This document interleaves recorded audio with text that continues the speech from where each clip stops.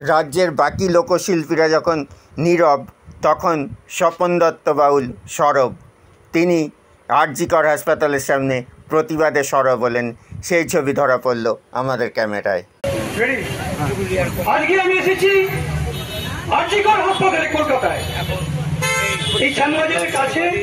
আমি পূর্ব বর্ধমান থেকে সকালবেলায় বেরিয়ে ছুটে চলে এসেছি নিঃস্বার্থ বিনা পারিশ্রমিকে।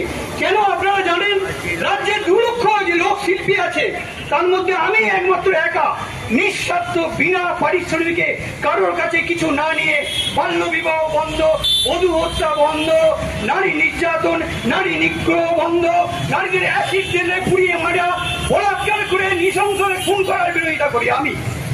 কেন বলবো? নারীরা মা বোন সহধর্মিনী, তাকে ভাবতে হবে আমার ঘরে মা বোন। আজকে যদি এই প্রতিবাদ আমি না করি, জনগণ সকলে যদি এগিয়ে না আসেন, তাহলে কিন্তু আজকে দোষীরা কিন্তু সাহস পেয়ে যাবে, আরো কিন্তু অপরাধ বেড়ে যাবে। তাই বলবো, এই সমস্ত দোষীদের চিহ্নিত